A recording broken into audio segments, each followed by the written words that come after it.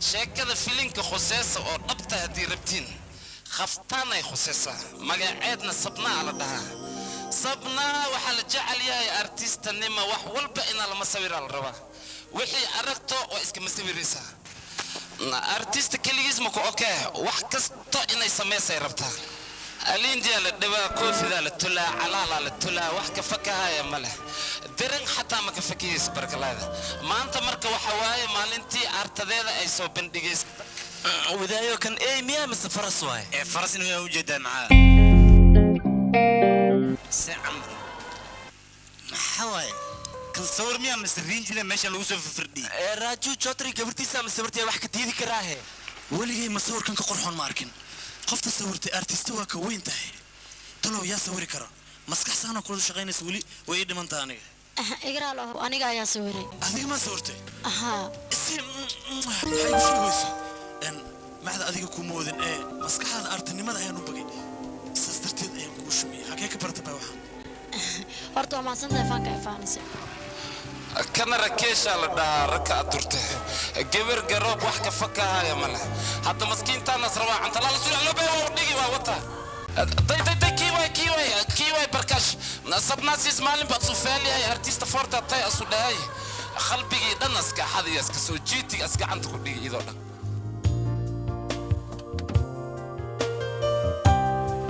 نا عندنا جن اللي مخوّق عن له وحمك الضيو نصيب كذا فيري نصدي أسكيس فيري هاي كورة gabadhaydi waa maxay barkaash kan baas oo aad sheegaysid way jecelahay aabo jacayl noo dambeey maxuu ka shaqeeyaa aabo shaqa ma ay hadda raadinayo laakiin adiga joogno adiga fiiri ana adiga hadlaysa anna asan ka aabo adiga siga waa farqiga idin dhaxeeyo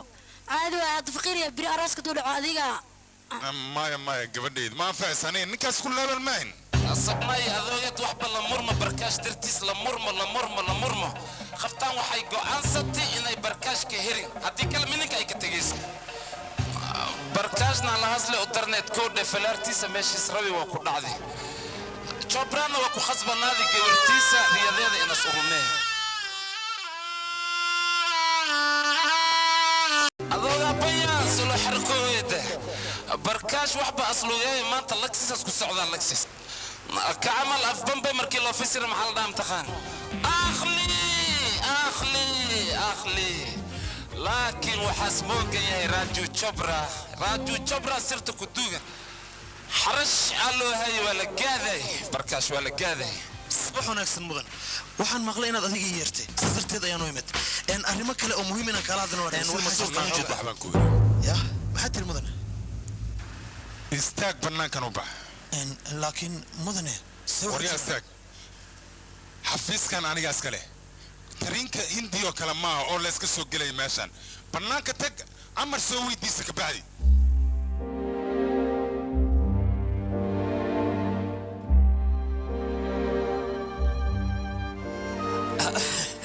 هاي سلمون أكسنا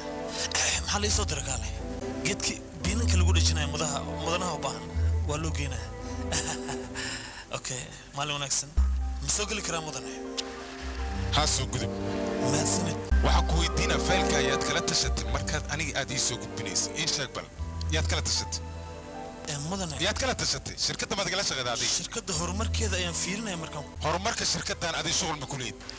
maadaama aan nahay laba qof oo xidida ayaan xafiiskan aniga kuu keenay laakiin mudan aniga inaan wax qabto ayaan u baahanahay haddaad wax qabanaysid hadda ayaan kuu dirayaa qaybta xaarka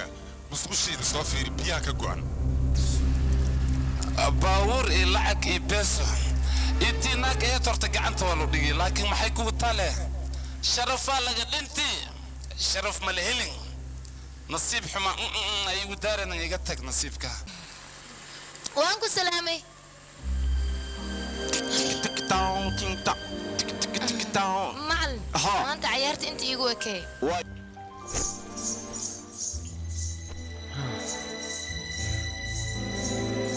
ما حدا عاي وحبنا waxa jiro ii sheegno wax jira ma laha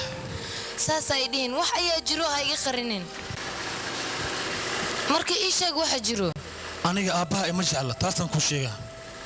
arrin yar oo xafiis ka dhacday maanta igu ceebaystay fadaxadu ii geystay fiiri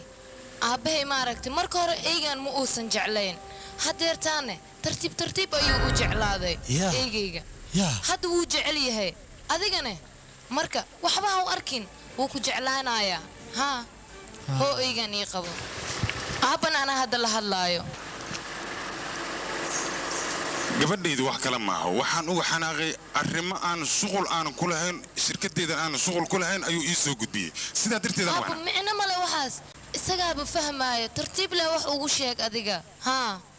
okay hadday sidaas tahay anaa wax fahamsiinaya adigana waxaa loo baahanyaa in aad fahamsiid oo aniga keliya aad nagu sii dayn waaya aabbo aniga igu halay wax walbo okay hadda asiga iigu soo dhiib taleefonka waayaha markaas kaal aabbaa ku wacaayo kaal lahada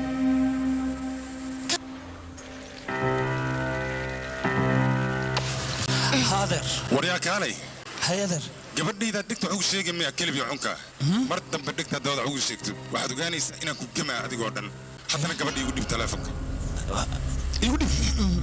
haye muxuu ku dhahay wax fiican aabbo gabadhaydu waa la hadla waa maslaxeeye dibna anaa wax u fahamsiin doona laakiin mudday qaadee wax fahamsiintiisa maya aabbo waxba ha ka cabsani anigaa wax walba fahansiinaayo okay fahamsiin waaya aabbo Ciao. waa ku jeclahay anaa kaa da mahadsanid aabbo jaaw waa kaasaa ma ku dhiino aabbay u fiican soo baxa eygayga soo geli karaa mudane haadaas soo gudub mudanaha telefoonoo soo diray wuxuu yidhi aniga waa soo daha wafdiga maraykanka imaanayo waxaa loo baahan yahay adiga inaad soo dhawaysad oo gacmo furan aad ku soo dhawaysad adiga se il hadlaysa taas maalin dhowdood arkaysa soo ii ceebaysa dadka hortooda marka aniga ey guriga ka tirsan miyana oo markuu doono uu yeeranayo hawshuu doonna oo igu fushanayo waxaanu qabanayo male ninkaas ha qabsada asaga hawshiisa mudane barkaashsee u hadlaysaa adiga shaqaalaha haddaada soo dhex gelin adiga shaqadan see ku baranaysaa mustaqbalka dambe waxaa laga rabaa shaqada adinaa la wareegtid dadkaa waa inaad soo dhawaysaa marka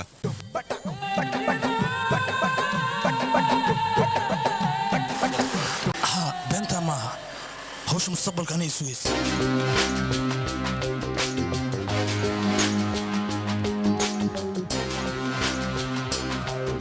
Hello, my friend. How are you? welcome to India. Okay, thank you very much. Nice to meet you. Nice to meet you. And Philip, Mr. Philip, Diana, nice to meet you, Diana. DJ, thank you. Nice to meet you, John. welcome to India. Okay.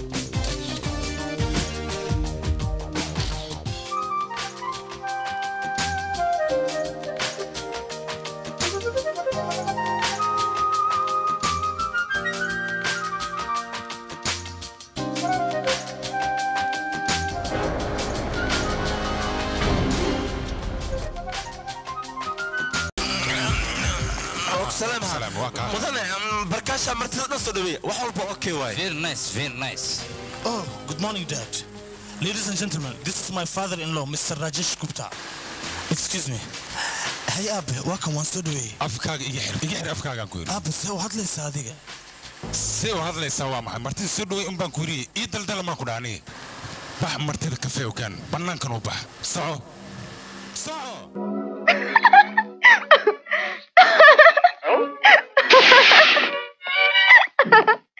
Hi.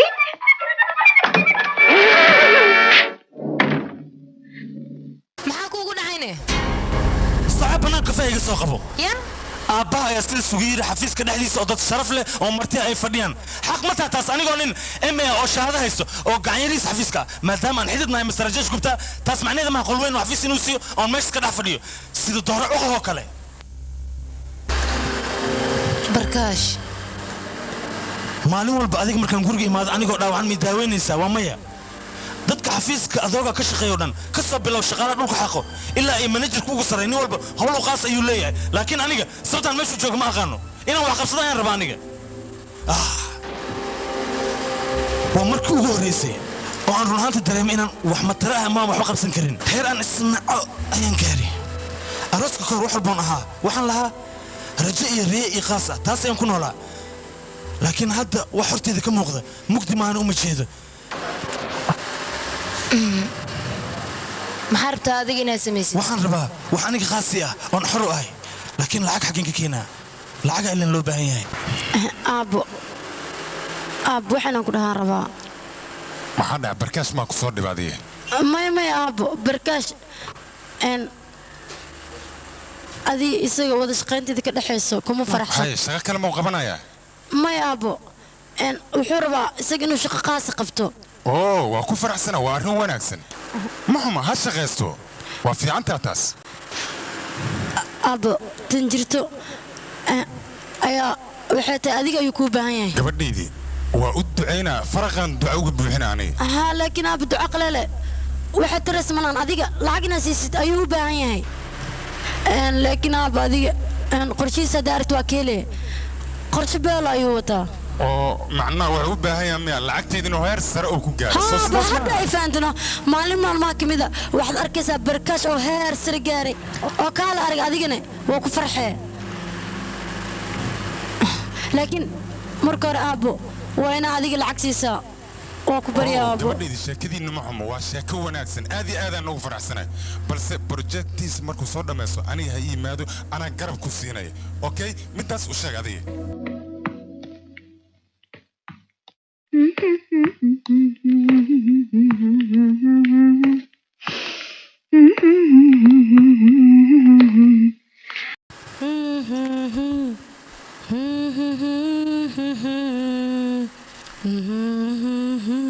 hey aab ma la soo kulantay soo tagna aabe muxuu soo yiri waxne aniga aabba arrimo kale kala hadlayno awal baan ku sheegay aabba ma xiisanayo projectka aniga aan wato soo kuma sheegin